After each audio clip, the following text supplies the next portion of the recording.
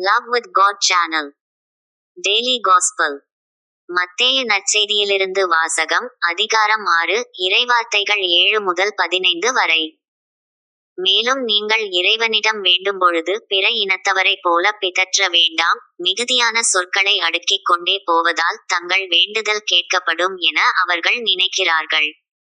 நீங்கள் அவர்களைப் போல் இருக்க வேண்டாம். ஏனெனில் நீங்கள் கேட்கும் முன்னரே உங்கள் தேவையை உங்கள் தந்தை அறிந்திருக்கிறார். ஆகவே நீங்கள் இவ்வாறு இறைவனிடம் வேண்டுங்கள்: விண்ணுலகிலிருக்கிற எங்கள் தந்தையே, உமது பெயர் தூயதென போற்றப் பெறுக. உமது ஆட்சி வருக.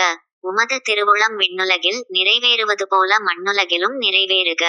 இன்று தேவையான உணவை எங்களுக்குத் தாரும். எங்களுக்கு எதிராக குற்றம் செய்தோரை நாங்கள் மன்னித்துள்ளது போல எங்கள் குற்றங்களை மன்னியும்.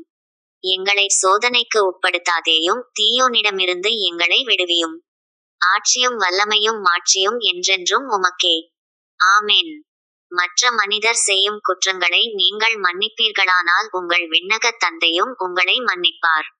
மற்ற மனிதரை நீங்கள் மன்னிக்காவிடில் உங்கள் தந்தையும் உங்கள் குற்றங்களை மன்னிக்க மாட்டார். இது ஆண்டவரின் அருள்வாக்கு. இறைவா, உமக்கு நன்றி.